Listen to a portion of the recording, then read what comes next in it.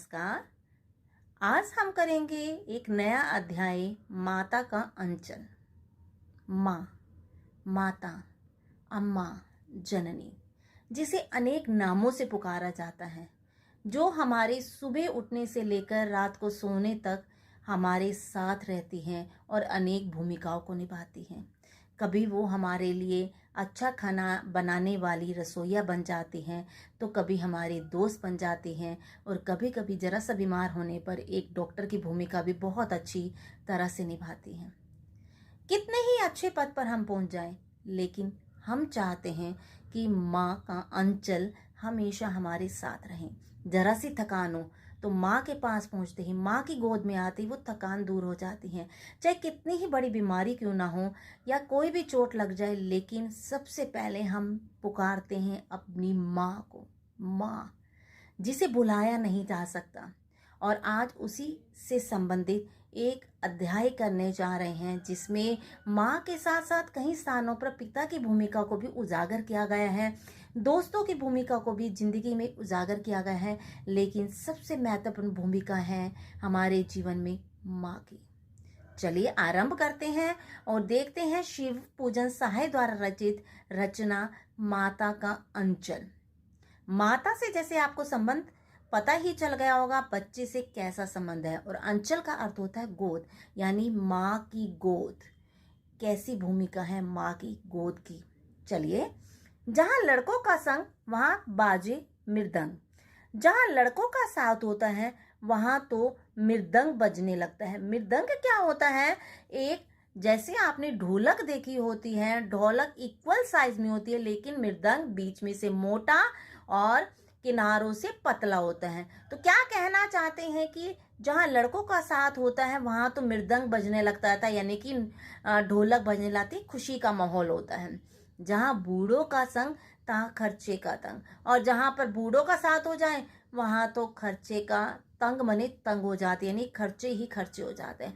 ये यानी यहाँ पर इसका ये अभिप्राय हो गया कि जब हम वृद्धावस्था में जाते हैं तो कोई ना कोई बीमारी हमारे साथ जुड़ी होती है और वहाँ पर खर्चा होते ही जाते हैं। और लेकिन जहाँ बच्चे होते हैं, लड़कों का साथ होता है, वहाँ तो मृदंग बजते ही रहते, यानी खुशी का माहौल होता ही होता है। तो क्या कहना चाहते हैं लेखक शिव पूजन सहाय जी? हमारे पिता तड़के उठकर निबट नहाकर पूजा करने बैठ जाते थे। हमारे पिताजी, तड़के का अर्थ होता है सुबह सवेरे, ठीक है? तड़के का क्या अर्थ है? सुबह सवेरे। हमारे पिताजी सुबह सवेरे उठकर निबट नहाकर, निबट का मतलब होता है कि जल्दी से, नहाकर मतलब नहाकर, निबट का हम निपटना भी लगा सकते हैं, जल्दी से निपट कर, नहाकर निपट कर पूजा करने बैठ जाते थे। शिव पूजन सहाय के पिताजी की आदत थी कि सुबह सुबह, तड़के मतलब होता है सुबह सुबह उठकर नहा धोकर पूजा करने बैठ जाना। हम बचपन से ही उनके अंग लग गए थे, हम बचपन से ही उनके साथ लग गए थे, यानी किस कार्य में? नहाने धोने में, पूजा पाठ में। माता से केवल दूध पीने तक का नाता था। माँ से हमारा संबंध कितना था? सिर्फ दूध पीने तक का। वो दूध पिलाती थी और कार्य हमारे अधिकतर पिताजी करते थे। इसीलिए पिता के साथ ही हम बाहर की बैठक में ही सोया करते थे। यहाँ शिव पूजन सहाय जी कह रहे हैं, इसी कारण हम, जब पिताजी हमारे घर के बाहर एक बैठक होती है उसमें सोया करते थे, तो हम उनके साथ सोया करते थे। पहले के समय में बेटा, घर अंदर की साइड होता था और बाहर एक बैठक बनाई जाती थी, ठीक है? बड़ा सा आंगन टाइप में कह लीजिए, बंद होता था। जो कोई मेहमान आता था तो वहां आकर बैठता था, ठीक है? इसीलिए बैठने के कारण बाहर आने वाले लोग वहां आकर बैठते थे, हुक्का पीते, बातें करते थे, तो उसे बैठक कहा गया है। वह, आप ये सोचेंगे कि हाँ भाई, आदमी हुक्का पीना, यानी पुराने समय की बात बताई गई है, शिव पूजन सहाय की समय की बात। तो बैठक होती है घर के एंटर करते ही, जो स्थान जहाँ पर लोग जो बाहर से आते हैं वो अपना बैठकर थकान को दूर कर सकते हैं। वे अपने साथ ही हमें उठाते और साथ ही नहला धुलाकर पूजा पर बैठा लेते। वे क्या करते थे? हमें सुबह सवेरे अपने साथ उठाते और नहलाते धुलाते और पूजा पर बैठा देते थे। हम भभूत का तिलक लगा देने के लिए उनको दिक करने लगते थे। हम क्या करते थे? हम भभूत का तिलक, भभूत क्या होती है बेटा? भभूत होती है राख। आप जिसे भी देवी देवता को मानते हैं, ठीक है, उसकी पूजा करते हैं, तो राख जो होती है उसका हम उस देवी देवता की पूजा पाठ करने के पश्चात, दिया लगाने के पश्चात जो राख बन जाती है उसका तिलक लगा लेने के लिए दिक करने लगते थे। दिक करने मतलब परेशान करने लगते थे। ठीक है, यहाँ दिक का अर्थ क्या लगाएंगे हम? परेशान करने लगते थे। क्लियर? हम उनको कहते थे कि हमें तो भभूत लगाओ। कुछ हंसकर, कुछ झुंझलाकर और कुछ डांटकर वे हमारे चौड़े लीलार में त्रिपुंड कर देते थे। कुछ हंसकर, पिताजी के बारे में बताया गया कि पिताजी क्या करते थे? कुछ हंसते थे और फिर कुछ झुंझलाकर। झुंझलाना मतलब यहाँ पर थोड़ा सा गुस्से में आकर, और कुछ डांट लगाकर वे क्या करते थे? हमारा जो चौड़ा लीलार का मतलब होता है माथा, ठीक है, ललाट। ललाट का क्या अर्थ हो गया? माथा, फोरहेड जिसे आप कहते हैं, उसमें त्रिपुंड कर देते थे। यहाँ त्रिपुंड का अर्थ होता है एक प्रकार का तिलक जिसमें 3 आड़ी या अर्धचंद्राकार रेखाएं बनाई जाती है, 3 चौड़ी। ठीक है, या तो ऐसी ऐसी रेखाएं बनाएंगे, कैसी आप देख सकते हैं, मैं यहाँ बनाकर दिखा देती हूँ आपको। या तो ऐसी 3, ठीक है, ऐसी 3 रेखाएं, या आपकी ऐसी 3 रेखाएं लगा दी जाती थी और बीच में अर्धचंद्राकार बना दिया गया। ठीक है, समझ आ गई आपको? कैसे? 3 सीधी लाइनें और बीच में ऐसे सीधी लाइनें लगा लीजिए और फिर बीच में चांद बना देना। क्लियर? क्या करके थे? कभी कुछ हंस के, थोड़ा सा गुस्सा करके, झुंझला कर माने गुस्से में आकर, और थोड़ा सा डांट कर वे हमारा जो चौड़ा माथा था उस पर त्रिपुंड मतलब 3 उंगलियां लीजिए, छोटी और आपकी जो थंब है उसको छोड़कर 3 उन उंगलियों को लेकर चंदन उन पर लगाना और माथे पर लगा देना। हमारे लीलार में भभूत खूब खुलती थी। हमारे लीलार माने हमारे माथे पर जो भभूत थी, यानी जिस देवी देवता को मानते हैं उसकी जो राख थी वो बड़ी सुंदर लगती थी। खूब खुलती मतलब सुंदर लगती थी। सिर में लंबी जटाई थी। जो शिव पूजन सहाय जी थे उनके सिर पर लंबी लंबी जटाई थी। ठीक है, लंबे बाल थे और वो उलट थोड़ा कर्ल्स हेयर कह लीजिए वैसे थे। भभूत रवाने से हमें खासे बम भोला बन जाते थे। जब हमारे पिताजी हमें भभूत मतलब राख लगाते थे, भस्म लगाते थे, ठीक है, हम यहाँ राख नहीं लगाएंगे, भस्म लगाएंगे, तो हमारे रमाने से मतलब लगाने से हम खासे बम भोला बन जाते थे। यानी कि शिव भगवान, आपको पता है कि क्या लगाते हैं? त्रिपुंड लगाते हैं, 3 रेखाओं वाली लगाते, बीच में चंद्र होता है, तो हम भी ऐसे लगते थे क्योंकि हमारे लटाई भी थी और चंदन का तिलक लग जाता उनके जैसा, तो हम तो बम भोला बन जाते थे। पिताजी हमें बड़े प्यार से भोलानाथ कहकर पुकारा करते थे। हमें क्या कहते थे? क्योंकि हम भोले जैसे लगते थे। भोला किसके लिए आया? शिव भगवान की तरह। ठीक है, हम शिव के लिए आया, तो यहाँ हम शिव भगवान की तरह लगते थे, इसीलिए हमारे पिताजी हमें क्या कहकर पुकारते थे? भोलानाथ कहकर पुकारते थे। पर हम असल में हमारा नाम था तारकेश्वर नाथ। याद रखिएगा, उसका नाम क्या था? भोलानाथ का जो शिव पूजन साई है उनका नाम था तारकेश्वर नाथ। हम भी उनको बाबूजी कहकर पुकारा करते थे और माता को मैया। शिव पूजन साई जी कह रहे, हम पिताजी को बाबूजी कहते थे और माता को क्या कहते थे? मैया।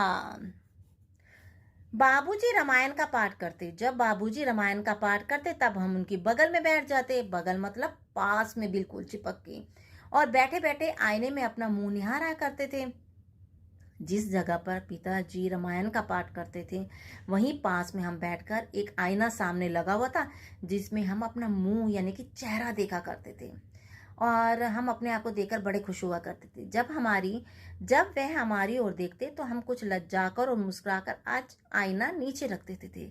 कौन कह रहे हैं कि जब वह हमारी ओर देखते? कौन? पिताजी हमारी ओर देखते तो हम कुछ शर्माकर, लज्जाकर मतलब शर्माकर और कुछ मुस्कुराकर आईना नीचे रखते थे। जो शीशा था जिसमें हम अपना चेहरा देखते और खुश होते थे कि हम बहुत सुंदर लग रहे हैं, उसको जब देखते तो पिताजी हमारी तरफ देखने लग जाते कि क्या कर रहा है, तो हम शर्मा जाते थे और हल्का सा हंस देते थे और क्या कर देते थे? उस आईने को नीचे रख देते थे और पिताजी हमें ऐसा करता हुआ देखकर खुद भी हंसने लगते थे, क्योंकि पिता के लिए, माँ के लिए अपनी औलाद कितनी भी, कैसी भी हो, बहुत सुंदर लगती है। तो ऐसे ही पिताजी को शिव पूजन सहाय की ये क्रियाकलाप थे। अपने क्या करना? अनेक प्रकार की मुद्राएं बनाना, वो बहुत अधिक भाती थी, हर एक माता पिता को भाती है, तो उन्हें भी बहुत अधिक अच्छी लगती थी और उसे देखकर मुस्कुराने लगते थे। कहा जाता है कि बच्चे की थोड़ी सी हंसी भी ना कितना भी गम हो वो भुला देती है, चाहे माँ हो चाहे पिता हो, उनके जीवन में एक खुशी का संचार हो जाता है। तो यहाँ पे पिता भी बहुत अधिक प्रसन्न हो जाते थे। पूजा पाठ कर चुकने के बाद वह राम नाम लिखने लगते। जैसे ही पूजा पाठ खत्म होती तो वो राम नाम लिखने लगते। कहा जाता है बेटा पहले समय में, आज के समय में बहुत कम लोग ऐसे होते होंगे जो क्या करते हैं, खाली किताब कॉपी लेते हैं, खाली कॉपी में लेने के बाद उस पर राम का नाम लिखते रहते हैं। जैसे किसी को पहले के समय में दिया जाता था, लिखने के लिए मंदिर में दिया जाता था बच्चों को, लाल पेन के साथ लिखना होता था, जय राम श्री राम कुछ भी दिया जाए, जय राम जय जय राम, ऐसे कुछ शब्द दिए जाते थे और उन्हें कहा जाता था इस कॉपी में पूरा लिखिए, और उनको भगवान का नाम लेने के लिए पुरस्कृत किया जाता था। तो ये जून के महीने में ये चलती थी परंपरा। बहुत समय पहले मैंने बचपन में भी लिखा है। तो बचपन में मंदिर में क्या किया जाता था कि आपने ये शब्द लिखना, जय राम जय जय राम या श्री राम जय जय राम। जो सबसे ज्यादा लिखता था उसे इनाम के लिए कुछ ना कुछ दिया जाता था, कुछ भी दे देते थे वो, चाहे उनकी मर्जी हो बर्तन दे, चाहे उनकी मर्जी हो क्लॉक दे, चाहे उनकी मर्जी हो कॉपी दे, कुछ भी दिया जाता था। बड़े प्रसन्न होते थे उस समय बच्चे। और उनकी ये आदत थी कि कोई भी घर में आता था ना उसको पानी देने से पहले यही कहते थे, ये लो आंटी मैं पानी लेके आ रही हूँ, ये लाल पेन लो, इस पे ये लिखना जरा सा, और एक लाइन भी लिख देते थे ना, तो बड़े प्रसन्न हो जाते थे कि हाँ आज हमारे इतनी लिख ली। और एक पेज पर जितने लिखे जाते थे उनको ऊपर कॉर्नर पे लिखा जाता था कि आज हमारे 500 हो गए, इस पेज पर 100 हैं या इस पेज पर 200 हैं, उनको लिखा जाता था। और फिर उनका जो टोटल था कुल होता था उसे बाहर लिखा जाता है, इतनी हो गई, जिसने सबसे ज्यादा ये नाम लिखा है भगवान का उसे इनाम दिया जाता था। तो ऐसे उसके पिताजी को इनाम तो नहीं मिलता था, तो उन्हें आदत थी राम का नाम लिखने की। आगे क्या कहते हैं, राम नाम लिखने लगती, अपनी एक राम नामा बही, ठीक है, अपनी एक राम नामा बही पर 1000 राम नाम लिखकर वे उसे पाठ करने की पोथी के साथ बांध कर रखते थे। एक राम नाम लिखने वाली उनकी बही थी, ठीक है, कॉपी थी, उस पे 1000 राम नाम लिखते और उसे पाठ करने की पोथी जिसके पाठ करते थे उसके साथ ही रख देते थे। कौन रख देते थे, पिताजी, क्लियर, बांध कर रख देते थे। फिर 500 बार कागज के छोटे छोटे टुकड़ों पर राम नाम लिखकर आटे की गोलियों में लपेटकर उन्हें गोलियों को लेकर गंगा जी की ओर चल पड़ते थे।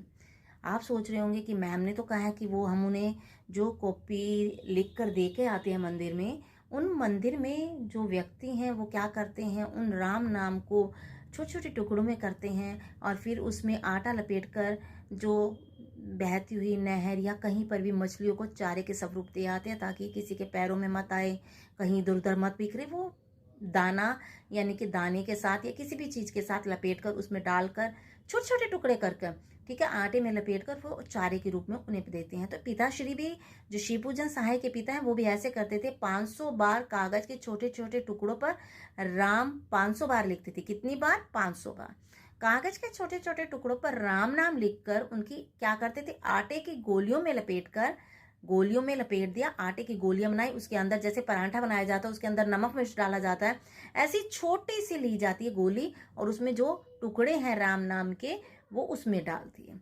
लेकर गंगा जी की ओर चल पड़ते थे। उस समय भी हम उनके कंधे पर विराजमान रहते थे। कौन कह रहे हैं, शिव पूजन सहाय तारकेश्वर नाथ भोलानाथ जी कह रहे हैं। उस समय भी हम उनके कंधे पर विराजमान मने बैठे रहते थे। जब हम गंगा में एक एक आटे की गोली फेंक कर मछलियों को खिलाने लगते तब भी हम उनके कंधे पर बैठे रहते थे। जब पिताजी क्या करते थे, एक एक आटे की गोली फेंक कर मछलियों को खिलाते तब भी हम उनके कंधे पर रहते, हिलते नहीं थे, नीचे उतरते नहीं थे, नहीं हम भी डालेंगे, हम यहीं से डालेंगे। ठीक है, समझ आ गई होंगे आपको। तब उसके पश्चात जब वह मछलियों को चारा देकर घर की ओर लौटने लगते तब हम बीच रास्ते में झुके हुए पेड़ों की डाली पर बिठाकर झूला झुलाते थे। जब वो क्या करते थे, मछलियों को चारा देकर आए, आटे की गोलियां देकर राम नाम डाली हुई, ठीक है, घर की ओर लौटने लगते थे तब हम बीच रास्ते में जो झुके हुए पेड़ हैं उन पर क्या करने लगते थे, उनकी डालियों पर हम बैठकर उन्हें क्या कहते थे कि हमें झूला झुलाओ, इस स्थान पर हमें झूला झुलाओ हम कहने लगते थे। यहाँ आपको समझ आ गया होगा। कभी कभी बाबूजी हमसे कुश्ती भी लड़ते, जो पिताजी थे वो हमें क्या करने लगते, हमसे कुश्ती भी लड़ने लगते। बच्चों के साथ खेलने में पिता को बहुत मज़ा आता है, आनंद आता है। तो पिताजी जो शिवपूजन सहाय के पिता थे, वो भी क्या करने लगते थे, बेटे के साथ कुश्ती लड़ते थे। वह शिथिल होकर हमारे बल को बढ़ावा देते थे। शिथिल मने थोड़ा सा कमजोर समझकर, हाय मैं तो थक गया, ऐसा समझकर, हाय मैं थक गया। पिता हमेशा अपने पुत्र से कितना भी बलवान हो, लेकिन बच्चे के आगे वो अपने आप को कमजोर महसूस करता है। और अगर कोई खेल खेल में तो वो कहेगा, हाँ मैं तो हार गया, तुम्हारे में तो बड़ी ताकत है। तो पिताजी भी ऐसे ही करते थे कि वे कमजोर हो गए हैं और हमारे को कहते थे तुम्हारे में बड़ी ताकत, और जोर लगाओ और जोर लगाओ, ऐसे भोलानाथ को कहा जाता था। और हम उनको पछाड़ देते थे। पछाड़ना का मतलब यहाँ होता है, मतलब हम उनको हरा देते थे। ठीक है, हम उनको हरा देते थे। यह उतान पड़ जाते, उतान का मतलब वह उतान पड़ जाते तो हम उनकी छाती पर चढ़ जाते थे। उतान मतलब वो यदि पीठ के बल लेट जाते, जब वो पीठ के बल लेट जाते थे तब हम उनकी छाती पर बैठ जाते थे। देखा भी होगा कई बच्चे जब छोटे होते हैं तो अपने पिता की पीठ पर बैठकर चल मेरे घोड़े, ऐसे या कुछ भी, ठीक है, ऐसे करते तो वो भी ऐसे करने लगते थे। जब हम उनकी लंबी लंबी मूछें उखाड़ने लगते, अब पिता के पेट पर पीठ पर बैठ गए, फ्रंट हो गया सामने, तो मूछें भी नजर आएंगी। ठीक है, घोड़ा तो हम बैक पर बनकर बैठते हैं, लेकिन हम कई बार पीठ पर बैठकर उछलने कूदने लग जाते हैं। बच्चे जो छोटे, आपके भतीजे हों या छोटे भाई बहन हों, वो ऐसी शरारतें पिता के साथ करते हैं। तो ये भी ऐसा करते थे भोलानाथ जी। तो क्या करने लगते हैं, हम पिता की मुखी जो सॉरी मूछे हैं वो उखाड़ने लगते।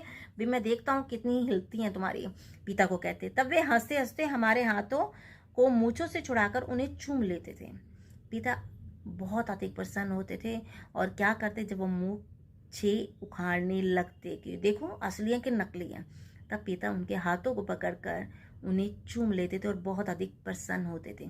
फिर जब हम उनसे क्या करने लगते, खट्टा और मीठा चूमा मांगते, तब हम क्या करते, बारी बारी कर अपना बायां और दाहिना गाल उनके मुंह की ओर फेर देते थे। ठीक है, बाएं का खट्टा चूमा लेकर जब हम दाहिने का मीठा चूमा लेने लगते, तब वे अपनी दाढ़ी या मूछ हमारे कोमल गालों पर कड़ा देते थे। कहते कि नहीं ये तो तुम पारी कर दो। तो बच्चे की इसको आप पता ही है बच्चे की भूमिका कैसी होती है। और हम कहते थे बड़े प्रसन्न होते हैं जब बच्चे कोई शरारत करता है और बच्चा हो तो हम उसको किस कर देते हैं, उसकी गालों को चूम लेते हैं। ये वात्सल्य प्रेम है, तो इसे गलत दायरे में मत लेके जाए। ये वात्सल्य है, वात्सल्य रस की भूमिका आनंदमयी है। पिता क्या करते कि इधर से लिया, ठीक है, कौन से गाल पर लेते थे, बाएं से लिया तो कहते नहीं नहीं ये खट्टा है भाई। और फिर कहते दाहिना दिखा, दाहिने को कहते हाँ ये तो बड़ी मीठी है। ठीक है, तब हम अपनी दाढ़ी या मूछ हमारे कोमल गालों पर गड़ा देते थे। जो हमारे बच्चे की स्किन बड़ी सॉफ्ट होती है, तो उनकी दाढ़ी थी या मूछें थी हमारे गालों पर लग जाती थी। फिर हम क्या कर लेते, हम झुंझलाकर फिर उनकी मूछें नोचने लग जाते थे।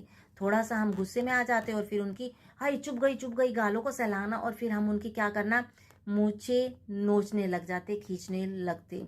इस पर वह बनावटी रोना रोने लगते। पिता क्या करने लगते, बनावटी ऐसी जानबूझकर रोना, और हम अलग खड़े खड़े खिलखिलाकर हंसने लगते। जब पिता को रोते हुए देखते तो शिवपूजन जी साहिब जी कह रहे हम हंसने लगते। उनके साथ हंसते हंसते जब हम घर आते तब उनके साथ हम भी चौके क्या करते थे, चौके में बैठते थे। उनके साथ हंसते हंसते जब हम घर आते, ठीक है, कई बार हम बाहर जाते और घर आते, तब हम उनके साथ चौके में खाने बैठते थे। चौका क्या होता है बच्चे, जिसको आज आप किचन कहते हैं, पहले समय में खुली होती थी और जहाँ पर खाना पकाया जाता था, उस स्थान पर इस सभी बैठकर जमीन पर बैठकर भूमि आसन करके भोजन ग्रहण करते थे। तो हम पिता के साथ बैठ जाते हैं, उस स्थान पर उसको लीपा जाता था मिट्टी से और गाय के गोबर से, तो उस स्थान पर चौका किया जाता था। ठीक है, उस स्थान पर हम बैठते और खाना खाते थे। जब हम अपने ही हाथ से फूल के एक कटोरे में गोरस और भात बनाकर खिलाते थे, वह हमें अपने ही हाथ से, कौन, पिताश्री हमारे, फूल से एक कटोरे में गोरस, गोरस क्या होता है बेटा, गाय के रस से बने हुए जो भी पदार्थ होंगे उन्हें गोरस कहा जाएगा, चाहे मक्खन हो, चाहे दही हो, चाहे घी हो। तो यहाँ कहा गया है वह अपने ही हाथ से हमें फूल के एक कटोरे में क्या खिलाते थे? गोरस यानी गाय के दूध से बना हुआ पदार्थ खिलाते थे, और भात खिलाते थे। भात मतलब यहाँ पर चावलों के लिए आया, वो हमें उनके मिक्स करके खिलाते थे। जब हम खाकर अफर जाते, अफरना का यहाँ मतलब हो जाएगा बेटा कि जब हम अफरना मतलब पेट पूरी तरह से भर जाना और जगह ना बचना। जब हम खाकर पूरी तरह से अफर जाते थे मतलब सेटिस्फाइड, संतुष्टि हो जाती थी और अफारा होने लगता था, ठीक है, तब मैया थोड़ा और खिलाने के लिए हट करने लगती। माँ कहती कि और जिद करने लगती, थोड़ा सा और तो खिलाओ इसे। वह बाबूजी से कहने लगती, आप तो 4-4 दाने के कोर बच्चे के मुंह में देते जाते हैं। आप क्या कर रहे हो कि आप तो 4-4 दाने दे रहे हो, चावलों के 4 दाने खिला रहे हो उसके बच्चे के मुंह में, थोड़ा यादा तो खिलाओ। इससे वह थोड़ा खाने पर भी समझ लेता कि हम बहुत खा गए। इससे वह थोड़ा खाने पर समझ लेता है। पिता को लगा रही है कि मेरे बच्चे को खाना तुमने थोड़ा खिलाया, 4-4 दाने डाल रहे हो, थोड़ा थोड़ा डाल रहे हो। इससे बच्चे को लग रहा है हाँ मेरा पेट भर गया, मैंने बहुत सारा खा लिया, ठीक है। आपका ढंग नहीं जानते, आप खिलाने का ढंग नहीं जानते। कौन कह रही है? माँ कह रही है। आप बच्चे को किस तरह खिलाना चाहिए वो आप जानते ही नहीं हो। बच्चे को भर मुंह कोर खिलाना चाहिए। भर मुंह मतलब मुंह पूरी तरह से भर जाए ऐसे खाना खिलाना चाहिए बच्चे को। जब क्या कहने लगती, जब खाएगा बड़े बड़े कोर तब पाएगा दुनिया में ठोर। अब यहाँ क्या कहती है माँ, यहाँ आपने फूल की कटोरी में गोरस देना, इसका पता चल गया आपको। यहाँ फूल की कटोरी, फूल क्या मैं बताना भूल गई हूँ, एक प्रकार का क्या होता है मिश्र धातु को जो चमक होती है, यानी कि अनेक तरह के तांबा लीजिए, स्टील लीजिए, इन सब को मिलाकर जो क्या बनाई जाएगी, उनसे जो बर्तन बनाए जाएंगे उन्हें फूल कहा जाएगा। तो यहाँ उस फूल की कटोरी को लेकर माँ क्या कहती है पिताजी को, जब खाएगा कि उसे आप थोड़े 4-4 दाने खिला रहे हो, इसे उसे लगता है कि मैं बहुत देर से खा रहा हूँ, मेरा पेट भर गया। तो वो उन्हें समझाती है और बेटे के आगे बोलती है, जब खाएगा बड़े बड़े कोर।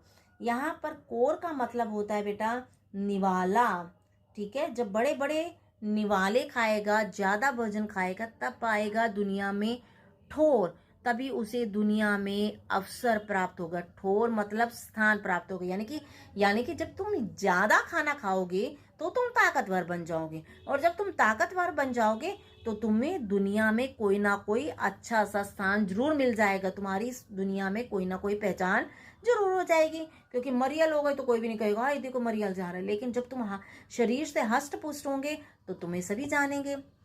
देखिए मैं खिलाती हूँ, मर्दुए क्या जाने कि बच्चों को कैसे खिलाना चाहिए। माँ क्या कह रही है, लाओ मैं खिलाती हूँ। आदमी नहीं जानते कि बच्चों को कैसे खिलाना चाहिए, और महतारी के हाथ से खाने पर बच्चों का पेट भी भरता है। महतारी मतलब माँ के हाथ खाने से।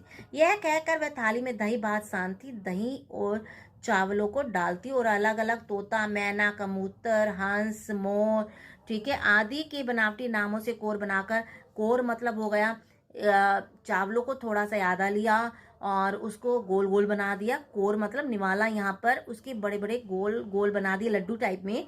ये कहना कि ये लो तोता उड़ गया, ये मैं उसके मुंह में डालना भोलानाथ के और कहना तोता उड़ गया। ये लो गई मैना भी उड़ गई, कबूतर भी उड़ गए, ऐसे अनेक नाम लेकर वो उन्हें भोजन खिलाती थी। भोलानाथ तो जल्दी खा लो नहीं तो उड़ जाएंगे, जल्दी जल्दी तुम अपने मुंह में डालो नहीं तो उड़कर चले जाएंगे कहीं और। पर हम उन्हें इतनी जल्दी उड़ा जाते थे कि उड़ने का मौका ही नहीं मिलता था। हम जल्दी जल्दी खा जाते, अच्छा माँ उड़ जाएंगे, ऐसा सोचकर हम जल्दी जल्दी भोजन जो था उसे खत्म कर देते थे। पार्ट 1 के अंतर्गत आज मैंने जो करवाया है, आप माँ की भूमिका, पिता की भूमिका अच्छी तरह से समझ गए होंगे। तो पार्ट 2 के अंतर्गत आप बाकी का जो अध्याय है वो करेंगे। धन्यवाद।